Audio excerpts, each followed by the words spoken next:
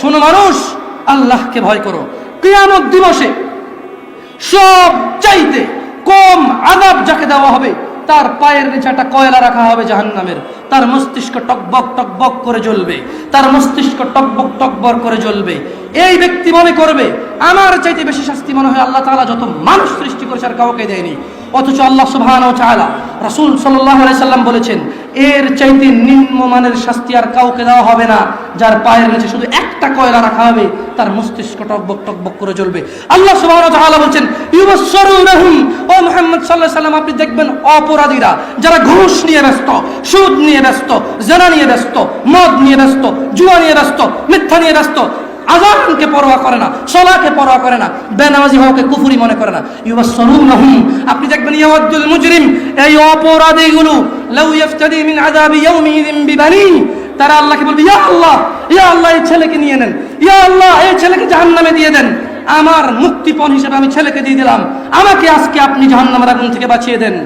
ওয়া সাহিবাতিহি ওয়া আখি, অপরাধী অপরাধ করে মৃত্যুবরণ করিও না মুসলিম।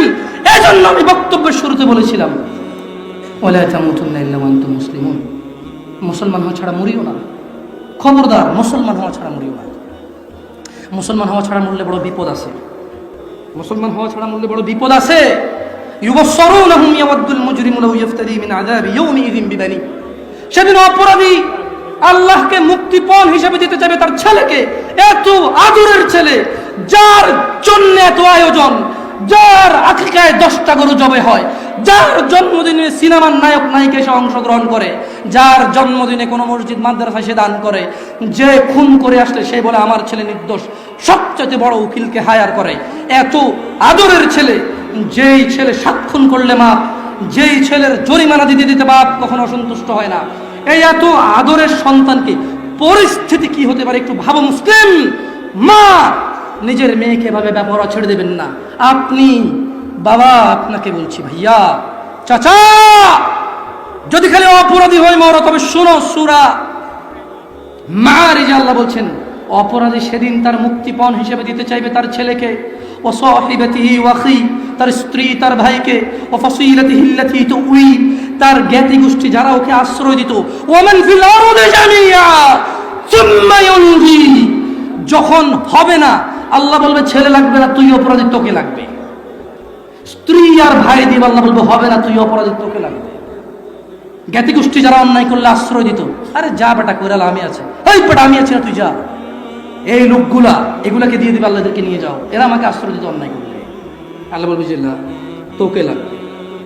ও বলবে ওমান ফিল আরদি জামিআ, অতঃপর সে বলবে ইয়া আল্লাহ জমিন আর জমিনে যা কিছু আছে, সুম্মা ইউনজি, জমিনটা পুরো এই পৃথিবীতে যা আছে সব নিয়ে নেন, সুম্মা ইউনজি, অতঃপর আমাকে নাজাত দিয়ে দেন। যেই রব আহ্বান করে বলে, রাতের 1/3 যখন থাকে, যে দয়ালু রব আহ্বান করে বলে, এই দিনের অপরাধীরা আসো রবের কাছে ক্ষমা চাও, ক্ষমা করে দেব, সুস্থ হতে চাও চাও সুস্থ করে দেব, জান্নাত চাও চাও দিয়ে দেব। এত দয়ালু রব, যিনি বলে বান্দা তুমি জমিন থেকে আকাশ পর্যন্ত গুনাহ নিয়ে আসো, আমি রব জমিন থেকে আকাশ পর্যন্ত দয়া নিয়ে আসবো, আমার সাথে শিরিক করো না। এত দয়ালু রব সেদিন ওই অপরাধী হয়ে যদি মারা যান, তাহলে এত দয়ালু রব, যিনি মানুষের হৃদয়ে ধুলা কণা এর চাইতে কিছু একটা ছোট্ট, বোঝা যায় না, বলা যায় না, ভাষা নাই, কিন্তু কিছু একটা ছোট, বাস এর ছোট আর কিছু নাই, এটা বলা যায় না, নাম কি? হৃদয় ঈমান থাকলে জান্নাতে দেবে, এত দয়ালু সুবহান আল্লাহ।